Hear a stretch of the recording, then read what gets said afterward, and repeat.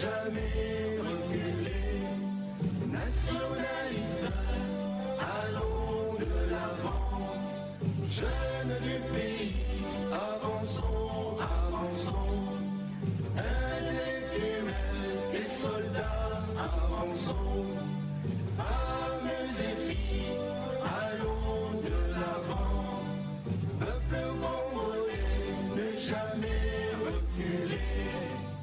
Ta la la la la, ta la la la la, ta la la la la la.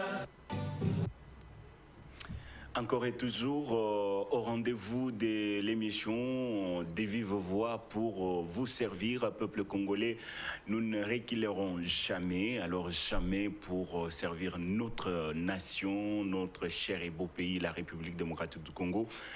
Et pour ce nouveau numéro de l'émission de Vive Voix, nous avons le réel plaisir de recevoir sur ce plateau un éminent juriste, constitutionnaliste de grande renommée pour notre pays, la République démocratique du Congo. C'est une matière grise.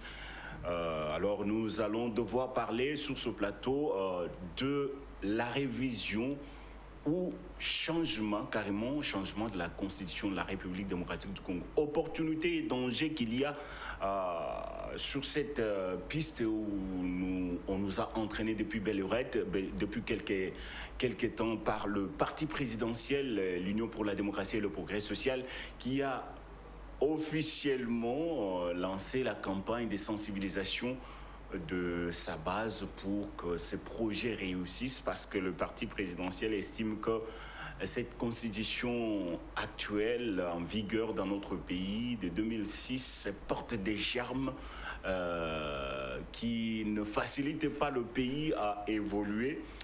Mais avant d'entrer dans le vif de notre sujet, je dis d'abord bienvenue à notre invité, Maître Richard Bondo. Bonjour, Monsieur Ilonga. Merci beaucoup, je vous retrouve d'un moment à l'autre. Mais avant de commencer notre échange, notre entretien, notre émission, j'aimerais d'abord que nous suivions cet élément que nous propose la régie. C'est depuis le week-end dernier que l'Union pour la démocratie et le progrès social a officialisé son projet de réviser ou changer la Constitution. Le secrétaire général du parti au pouvoir, Augustin Kabouya, l'a fait savoir dans un document. Une initiative saluée par certains Kinois. La Constitution, c'est une loi humaine. Et la loi humaine est changeable. Donc, ce n'est pas une loi divine, elle n'est pas immuable. La Constitution subira des révisions, des modifications, même une suppression. Donc, c'est une loi. Ce n'est pas la première Constitution que nous avons dans ces pays. Donc, vous comprenez que c'est important que cette Constitution soit révisée. Oui, je suis pour qu'on change la Constitution parce qu'il y a des choses qui ne nous concernent pas, nous, les Congolais. Ce sont les étrangers qui ont fabriqué cette Constitution. Nous devons être responsables de notre pays. Nous devons arriver à faire notre Constitution qui concerne nous-mêmes, le peuple congolais. D'autres, par contre, s'opposent à la révision ou changement de la Constitution. Je suis contre.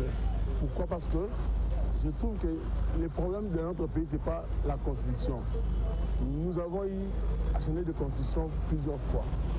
Changer la Constitution ou pas, il faut d'abord une bonne gestion, montrer au peuple la bonne gestion. Quand il y a la bonne gestion, les pays ira mieux. Mais chercher des alibis, changer de Constitution, ce sont les manœuvres pour se maintenir au pouvoir. Ce n'est pas ça, c'est ce que nous voulons. J'ai suivi, ils sont en train de dire que non, voilà, tous les pouvoirs est de nos premiers ministres. Mais le président, il est le garant du bon fonctionnement de toutes les institutions. Et donc, s'il y a un dysfonctionnement, le président de la République est en droit de corriger. Parce que c'est lui qui a été élu au suffrage universel direct. Je suis contre actuellement. La Constitution est révisable. La Constitution est révisable. Mais dans le contexte actuel, c'est inopportun. Du côté du gouvernement, la réforme constitutionnelle n'est pas à l'ordre du jour, a déclaré Patrick Mouyaya, porte-parole du gouvernement souminois. juriste de renommée, de grande renommée pour notre pays et pourquoi pas à l'échiquier international.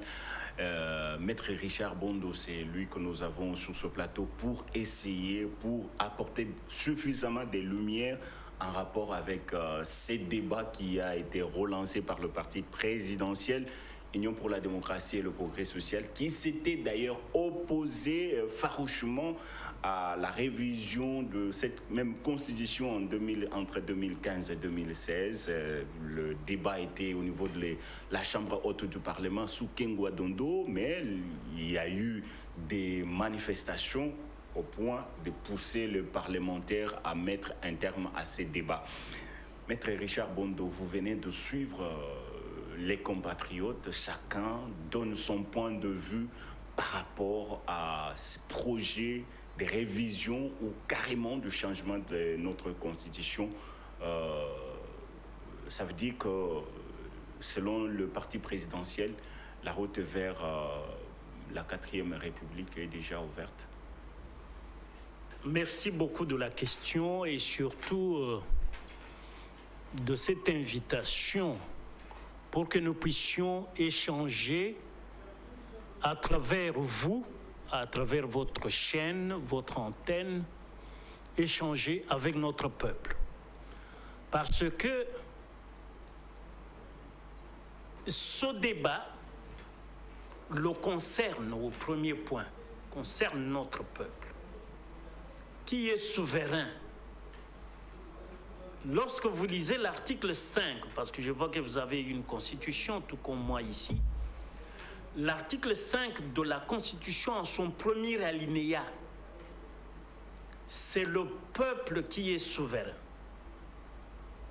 Et ce peuple exerce cette souveraineté à travers, directement, en allant au référendum ou aux élections qui peuvent être directes ou indirectes. Et c'est pour cela que toujours à ce premier alinéa, on dit que le peuple peut exercer indirectement cette souveraineté par ses représentants. Maintenant, il faut partir du préambule. Parce que j'entends dire, nous venons de le suivre, que non, c'est une constitution rédigée par les étrangers. Non. Et c'était aussi par les belligérants à l'époque où le Congo Non, était... les belligérants,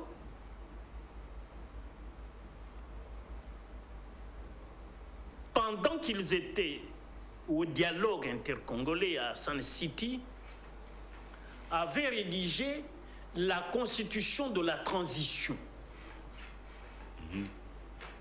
Mais la constitution du 18 février 2006 commence par nous, peuple congolais.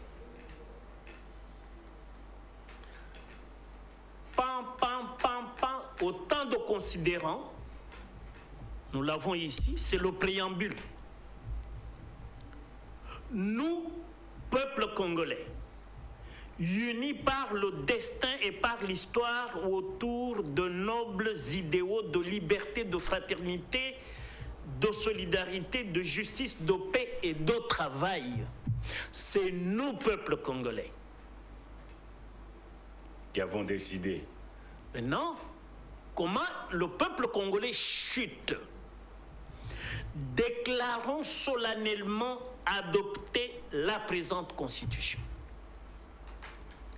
Ceci revient à dire que ce même peuple, sur le parcours de l'œuvre, c'est-à-dire de la constitution ici, le même peuple, par son génie propre, et c'est dit aussi dans le préambule, nos peuples, réaffirmant notre droit inaliénable et imprescriptible de faire quoi? De nous organiser librement et de développer notre vie politique, économique, sociale et culturelle selon notre génie propre. Le génie propre, c'est le peuple lui-même. Alors, maître... C'est le peuple, il faut que je finisse ma pensée. Oui. C'est-à-dire, ce peuple a marronné la pensée congolaise à une étape donnée de notre histoire. Le peuple dit: nous avons pratiqué cette constitution. Est-ce que pour telle cause, tel motif, peut-on y toucher? Le même peuple, selon son génie propre, tel que défini à l'article 5 alinéa 1er de la présente Constitution, que c'est lui le souverain qui exerce cette souveraineté à travers le référendum. Et donc le... peut dire, oui, le génie propre du peuple, allons au référendum, révisons la Constitution, changeons la Constitution. C'est le peuple qui peut le dire. Mais il y a 3 initiatives. 3 ou 4. Non, 3 initiatives. Là, vous nous renvoyez à l'article 200... C'est l'article 218. 18. 218. En premier lieu, c'est le président de la République. Oui, même le gouvernement. Le président de la République... le gouvernement... Après délibération au Conseil des ministres. Oui, le Parlement. Le Parlement, chacune des chambres du Parlement a l'initiative de la moitié de ses membres. Et en 4e position, une fraction du peuple congolais, comme vous venez de l'évoquer. Ces 3 initiatives qu'on appelle, pour les nommer, les conceptualiser, on appelle ça le projet quand ça vient du président de la République ou du gouvernement. Quand ça vient du Parlement, c'est une proposition. Quand ça vient du peuple lui-même, au moins 100 000 personnes ou au-delà, ou nous tous les 120 millions, ça s'appelle pétition. C'est ça les 3 initiatives constitutionnelles pour aller au référendum. Mais au stade actuel, toutes ces initiatives pour aller au référendum, c'est le président de la République qui convoque, selon l'article 218 toujours. 218. Mais le même article, parce que l'on dit, non, comme l'article 219 interdit, parce qu'il y a des langues, des idées comme ça. Ouais. Non, parce que l'article 219 interdit de toucher à la Constitution, de la réformer, de la réviser pendant l'état de guerre, de siège d'urgence. Ni pendant l'intérim à la présidence. À la présidence. Ni lorsque le Parlement est empêché de siéger en congrès. De siéger, disons, régulièrement. Moi, je dis que tout est réglé par le peuple congolais, auteur de cette constitution. En clair. Il faut enlever de la tête des Congolais que cette constitution est l'œuvre des étrangers. C'est-à-dire, vous savez, Roger Bacon, Lui est britannique. Francis Bacon, lui est français. Bacon, oui, Bacon, mais Roger Bacon, lui est britannique.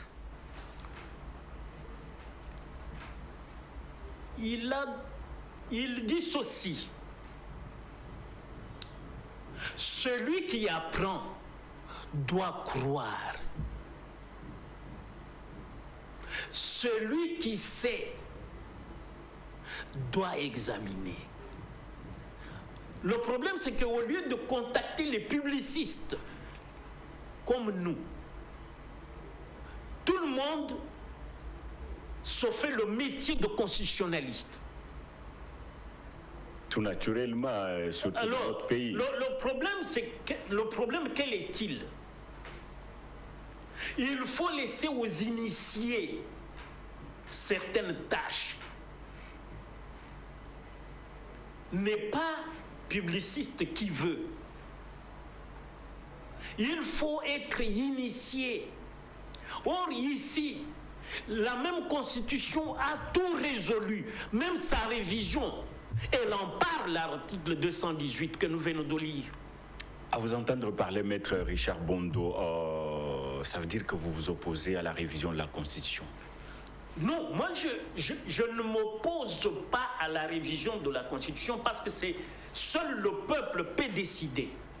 C'est que nous avons appelé ici le génie propre du peuple. Le génie propre du peuple, c'est la pensée congolaise. Est-ce qu'aujourd'hui le Congo, après avoir pratiqué cette Constitution depuis 2006, 18 ans après, est-ce que la pensée congolaise croit encore à cette Constitution ou pas?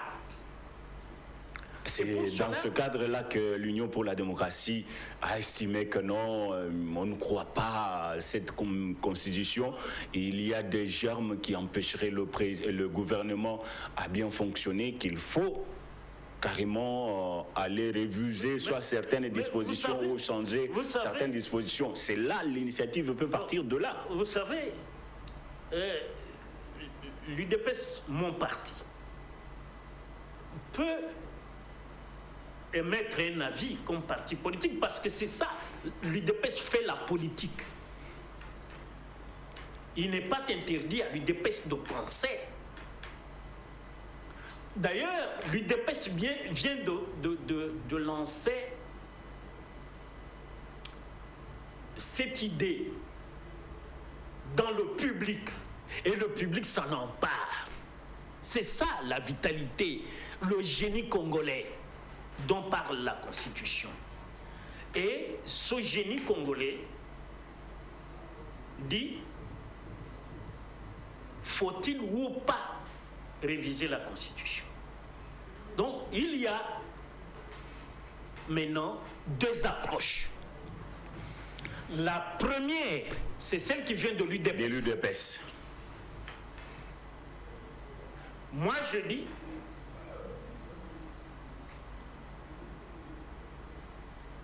sous réserve de l'inventaire,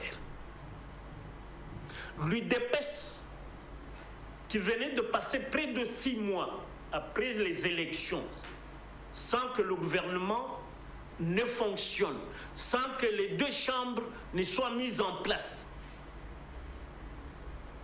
On a passé la moitié d'une année. Depuis décembre 2023. Et l'UDPS dit, qu'est-ce qu'il y a bloqué? Ça doit être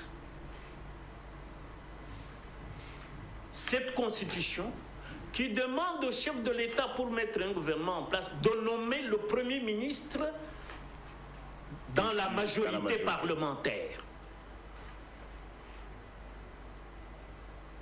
Et si on adoptait dans la Constitution un système, une nouvelle Constitution, où il y a un système qui permet au président élu de nommer au lendemain de son élection le gouvernement pour faire fonctionner l'État, où est le mal? Alors, la deuxième approche, c'est celle qui dit que la Constitution peut être révisée, mais pas maintenant. Alors là, se pose la question de savoir à quand l'opportunité, le bon moment où on peut procéder à la révision ou carrément au changement de notre Constitution. Voilà. Parce que le génie congolais est le seul décideur, le seul guide, la pensée congolaise, quelle est-elle aujourd'hui au regard de la Constitution? Si la question m'est posée, je répondrai comme ceci. La Constitution mérite d'être révisée. En certaines dispositions, pas changées. Vous savez, pour nous les publicistes, il y a un référendum constituant. Lorsqu'on change, on remplace une constitution par une autre. C'est le référendum constituant comme celui auquel nous sommes partis en décembre 2005. 2005, oui.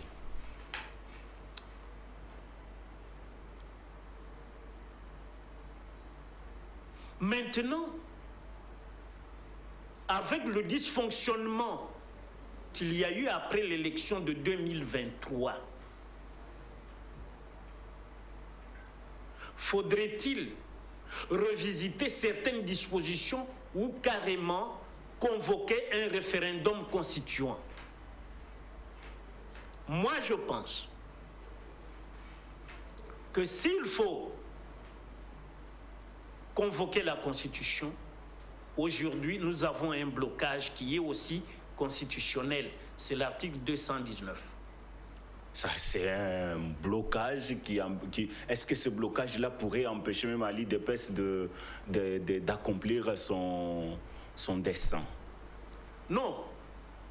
Celui qui convoque le référendum, c'est le président de la République, c'est pas l'UDPS. Ça veut dire que l'UDPS peut faire une pétition, parce que l'UDPS a ses militants, peut réunir la signature de 100 000 personnes ou au-delà et proposer au président de la République la convocation du référendum constitutionnel, c'est du référendum constituant pour changer la Constitution.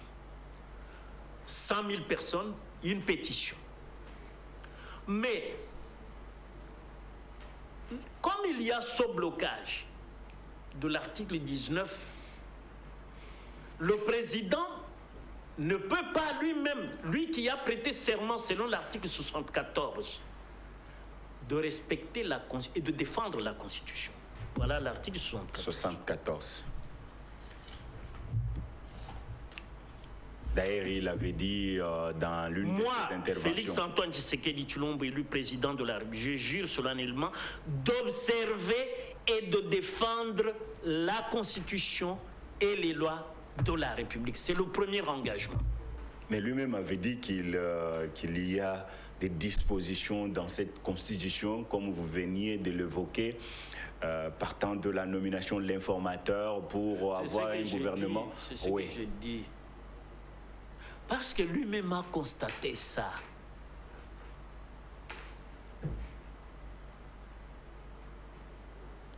Il peut contourner l'article 219.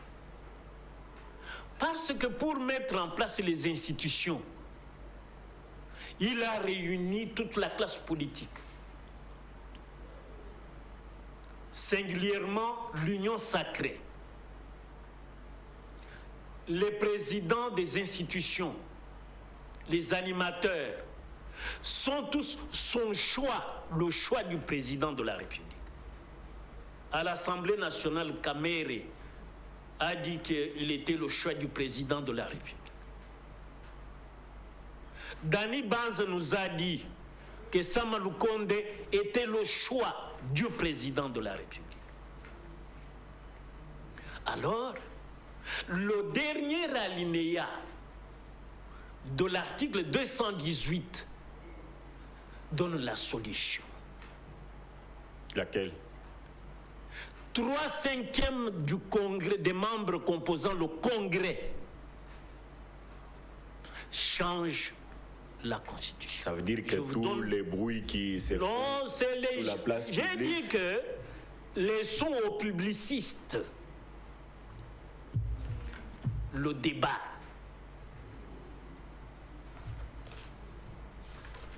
C'est ça le génie congolais. La pensée congolaise a résolu le problème. Article 218, dernier alinéa. Les Article 3/5. Toutefois, le projet, la proposition ou la pétition n'est pas soumis au référendum lorsque l'Assemblée nationale et le Sénat réunis en congrès l'approuvent à la majorité des 3/5 de membres les composants. Point final. Alors, c'est-à-dire, oui. La majorité écrasante du Congrès Surtout que ces deux chambres sont composées appartient par les à l'union sacrée dont l'autorité de référence, c'est le président de la République. Mais au sein de cette même union sacrée, on sent des voix qui s'élèvent pour s'opposer à cette initiative et jusqu'à la qualifier de distraction. Mais le président peut les anéantir. Moi, je dis au président, il peut dissoudre l'Assemblée et supprimer le Sénat. En vertu de l'article 68, c'est ça l'aiguillon présidentiel. Pour les publicistes, on appelle ça l'aiguillon présidentiel. L'article 69, pardon, alinéa 3, pas 68. Article 69, alinéa 3 de la Constitution, fait du président de la République un monarque républicain. Par cet aiguillon présidentiel, le président de la République dissout l'Assemblée, renvoie les sénateurs au chômage. Mais ça veut dire que on organise les élections anticipées pour les députés. Et bien, on a supprimé le truc inutile là qu'on appelle le Sénat, d'ailleurs auquel moi j'étais candidat. Mais le Sénat est inutile, budgétivore. Qu'est-ce que le Sénat fait dans ce pays? Mais si le Sénat était inutile, pourquoi aviez-vous pris cette initiative? Non, c'était le génie, je dis bien le génie de nous, peuple congolais. Ouais. Et le préambule répond à votre question. Le préambule dit, nous, peuple congolais, réaffirmant notre droit inaliénable et imprescriptible, personne ne peut nous interdire de nous organiser librement. Organiser quoi? Notre vie politique, économique, sociale et culturelle selon notre génie propre. C'est-à-dire nous souverains, selon l'article 5 de la Constitution, en son alinéa premier, nous pouvons décider de notre destin. Parce que nous sommes unis autour de par l'histoire et le destin. Ça, c'est nous, peuple. Maître, en 2019, c'était le FCC, la coalition FCC-CACH qui bloquait le bon fonctionnement des institutions. Par après, quand le président a dissous, a rompu ce mariage, c'était Kagame qui était à l'Est avec la guerre d'agression qui continue jusqu'à ces jours, qui bloquait le bon fonctionnement des institutions. Et maintenant, en 2024, c'est maintenant la Constitution de la République qui est à la base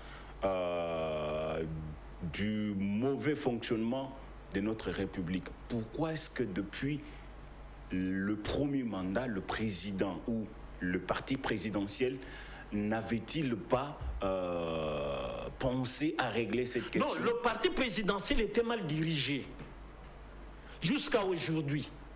Les gens qui sont là ne sont pas à leur place. Ils n'ont pas le feeling, ils n'ont pas le génome qui s'est dit. Vous êtes de ceux qui pensent qu'il faut initier des réformes même au sein du parti? Oui, du parti présidentiel, oui.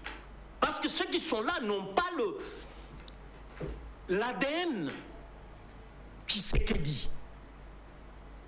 C'est des arrivistes. C'est des gens qui n'ont aucune vertu. Ou la vertu de l'idéologie qui s'est dit. Qui dirige l'UDPS? C'est des gens qui, quand nous, on se réunissait avec les listes disparues, ils ne pouvaient même pas rôder autour de la table. Quand nous, on traitait les questions de la République. Mais du moins, c'est eux qui ont fait l'UDPS. Non, c'est nous. C'est le peuple qui a élu le président de la République. C'est le peuple qui a élu le président de la République. Que personne ne vous trompe. Mais vous êtes journaliste. Les voix de ces gens-là comptent combien par rapport à la victoire du président de la République?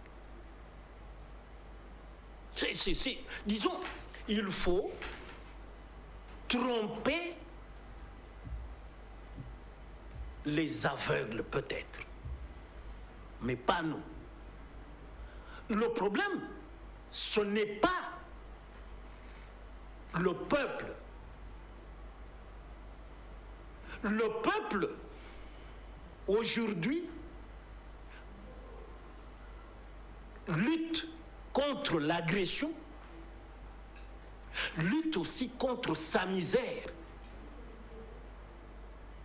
Ces gens qui ont géré le parti, ils ont recommandé qui auprès du président? Leurs corrupteurs.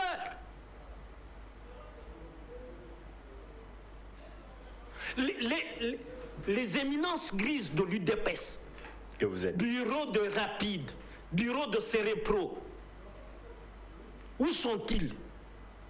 Où sont-elles, ces éminences grises? Et ce sont ces éminences grises auxquelles nous devons recourir pour que on aille à la révision constitutionnelle selon notre génie propre, la pensée congolaise. Cesser d'être vassalisé. Parce que où se trouve l'idéologie de l'UDPS? Dans ceux qui dirigent l'UDPS. Ces gens sans vertu, ils disent quoi? Bien sûr, moi je leur demande qu'ils mobilisent au moins 100 000 signatures pour procéder déposer une pétition chez le président de la République aux fins de la convocation au référendum. Maître Richard Bondo, vous êtes constitutionnaliste, on comprend que vous êtes... je suis plus que ça, je suis plus que ça. Publiciste. C'est-à-dire que je suis dans le droit public, c'est mon métier. Oui, vous êtes puriste en termes de la constitution de notre pays. Voilà. Mais certains observateurs avertis estiment que cette initiative, c'est une manœuvre politique à des fins purement personnelles. Qu'est-ce que vous en pensez? Afin de maintenir le président actuel au pouvoir. Ça, c'est ignorer le génie propre du Congolais. Ces gens méconnaissent le génie propre du Congolais. Parce que notre génie peut même aller au référendum et rejeter la Constitution. Ah, ça veut dire qu'il y a des possibilités. Oui, il y a deux possibilités. On peut convoquer le référendum et que le peuple rejette la proposition. On rejette le projet, la pétition ou la proposition. Ou parfois adopter sans qu'il y ait des conséquences qu'on peut déplorer. Mais on peut adopter aussi la Constitution au niveau des 3/5 du Congrès, membres du Congrès, 3/5. C'est l'article 218, dernier alinéa de la Constitution. C'est pour cela que je dis que le débat là est inutile parce que Admettons qu'on propose cette offre-là et que l'offre soit rejetée au référendum. On retournera à cette constitution. Maître, c'est vrai qu'on sait, le fonctionnement de la politique dans notre pays. Êtes-vous sûr vraiment que l'on soumette le peuple congolais au référendum et qu'on ne puisse pas tomber dans les 90%, 95%, 97% comme on le voit ailleurs, même avec l'élection de certains chefs d'État? C'est ça la crainte de certains Congolais d'aller au référendum. Non. On risque, au niveau de l'UDPS ou de la majorité, de manœuvrer en faveur de l'adoption de... Oui, mais on va... C'est la loi électorale, on va essayer de verrouiller. Le problème, c'est qu'il faut associer à la rédaction des textes des publicistes qualifiés, pas des à-peu-pressistes. J'ai entendu des gens qui disent « Oh non, c'est lui qui doit être responsable, c'est le Premier ministre, chef du gouvernement. » C'est vrai. Mais le Premier ministre est irresponsable. Non, le Premier ministre est responsable parce que c'est lui qui gère au quotidien. Mais le président de la République a ce qu'on appelle l'aiguillon présidentiel prévu, lui garanti à l'article 69 alinéa 3. Lui qui tient le bon fonctionnement des institutions. Lui qui est le garant de tout. Il a une compétence même tribunicienne. C'est-à-dire, il peut dire, aujourd'hui, le peuple congolais n'a aucun intérêt d'avoir ce truc qu'on appelle le Sénat. Moi, président de la République, en vertu de l'article 69 alinéa 3, je supprime le Sénat. Macky Sall l'avait fait au Sénégal. Maître Richard Bondo, si aujourd'hui on veut bien réviser la Constitution, quelles sont les dispositions à problème qu'il faut élaguer de cette Constitution? Je ne peux pas, en cet instant, vous lister tout. Mais il y a par exemple cette affaire des gouverneurs et des assemblées provinciales inutiles. Qui sont destitués à tout moment, n'importe quelle condition. Est-ce que nous faisons fonctionner normalement les entités territoriales décentralisées? Est-ce que l'émiettement du pays ou son fractionnement en 26 provinces, 25 provinces, plus la ville de Kinshasa, juridiquement, on ne dit pas ville-province, on dit seulement ville de Kinshasa. Mais les gens parlent de la ville-province. Non, il y a 26 provinces, 25 provinces, plus la ville de Kinshasa. Kinshasa, c'est la ville parce qu'elle est la capitale de notre pays. Elle s'appelle ville de Kinshasa, la capitale de la République démocratique du Congo. Ce n'est pas une ville-province. Ça n'existe pas dans la Constitution. On n'appelle pas Kinshasa ville-province. Alors, ce que je voudrais dire, c'est que la rigueur doit être le mode de gestion, le mode de gouvernance. Ce n'est pas l'impunité qui peut être comme mode de gouvernance. Parce que tous ceux qui détournent, aujourd'hui, nous avons des ennuis. Les médecins en grève, les enseignants en grève. Pourquoi? Parce que les détourneurs ont appauvri l'État. Mais il faut que la justice agisse. C'est pour cela que je soutiens le ministre Mutamba pour que les détourneurs soient poursuivis et punis. Mais est-ce que c'est une priorité aujourd'hui qu'on révise ou on change la Constitution pendant qu'il y a, parce que vous avez même évoqué les dispositions au niveau de l'article 219 de notre Constitution, en cas en état de guerre, état d'urgence ou des sièges, on ne peut pas réviser la Constitution. Est-ce que le contexte actuel s'y prête vraiment? En vertu du droit inaliénable et imprescriptible de notre peuple, selon son génie propre, nous contournons cette difficulté-là en recourant aux 3/5 des membres composant le Congrès pour avoir une nouvelle Constitution. Moi, là où je suis d'accord avec vous, parce que nous sommes en train de cheminer vers la fin, c'est là que vous avez carrément demandé à l'UDPS de mobiliser sa base. Exact.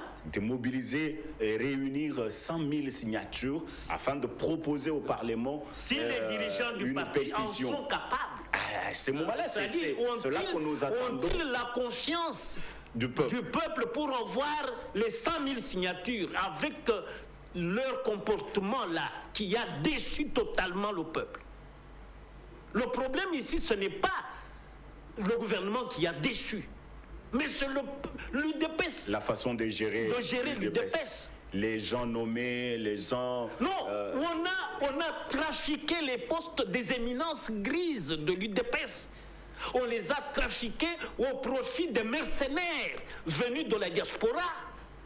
Alors, au cas où on procéderait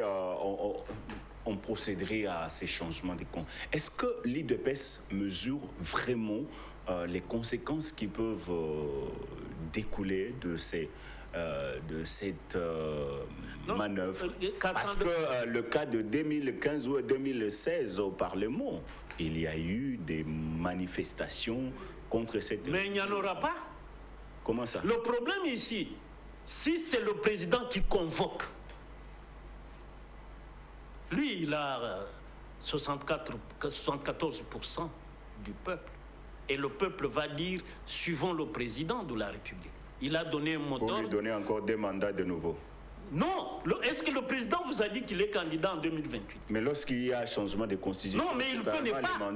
Oui, mais ça, c'est son choix. S'il y a une nouvelle constitution, le président est libre de dire non, moi je ne suis pas partant.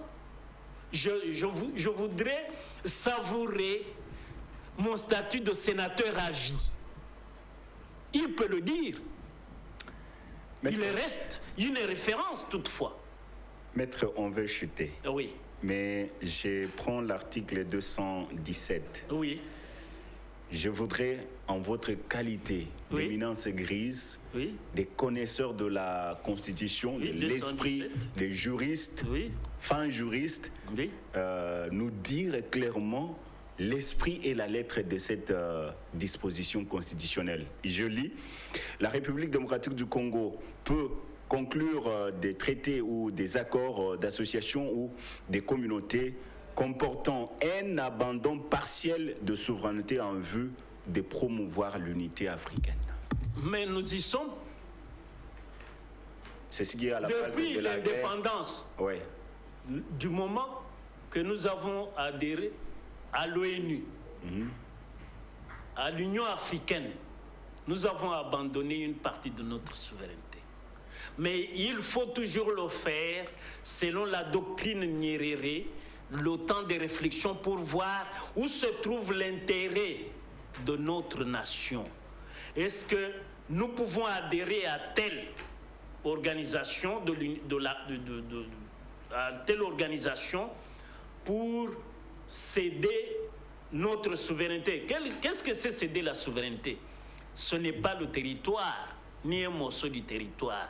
C'est accepter par exemple la libre circulation, c'est-à-dire les Congolais de Brazzaville peuvent venir ici sans nécessairement obtenir un laissez-passer ni un visa.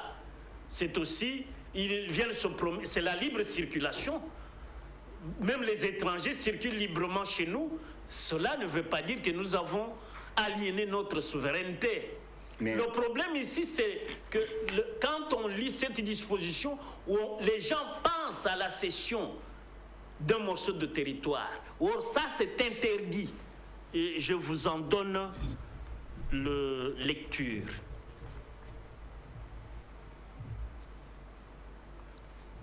c'est l'article 165 de la Constitution qui dit quoi?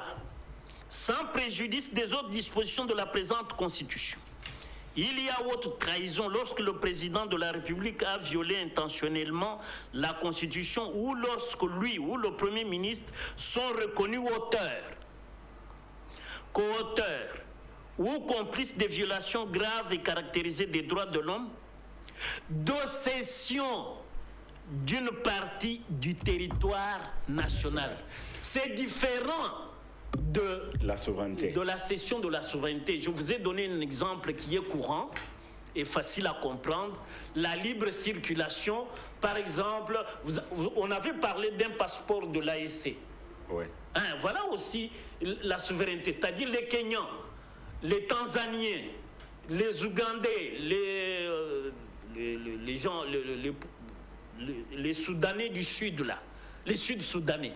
Ils peuvent venir, nous pouvons aller chez eux sans obtenir le visa. Donc, c'est ça la souveraineté. Nous facilitons l'accès sur notre territoire sans visa pour certaines populations. Maître Richard Bondo, nous sommes pratiquement à la fin, votre mot de la fin, brièvement. Brièvement, la révision constitutionnelle ou son changement n'est pas une fatalité. Tout dépend du génie propre du Congolais parce que nous, peuple, nous avons adopté cette constitution en 2006 et nous-mêmes, peuple, nous avions dit que nous réaffirmions dans la même constitution notre droit inaliénable et imprescriptible de nous organiser librement et développer notre pays sur le plan politique, économique, culturel et social selon notre génie propre. Merci beaucoup. Ça a été un plaisir de recevoir Maître Richard Bondo, qui est un fin connaisseur de notre Constitution. Maître, en tout cas, merci beaucoup d'avoir répondu à notre invitation. Monsieur, merci à travers vous, votre chaîne numérique. Et merci à tous les téléspectateurs qui ont suivi cette belle émission pour apporter suffisamment de lumière en rapport avec ce débat au sujet de la révision ou changement de la constitution de la RDC. Merci beaucoup à l'équipe qui m'a tenu compagnie. Derrière la caméra, Dieu le veut Bofoula, et à la régie, il y avait Philémon Onzaou et le doyen Manzaka Mankoyi. C'est comme ça que nous l'appelons affectueusement. Merci beaucoup et on se retrouve au prochain numéro.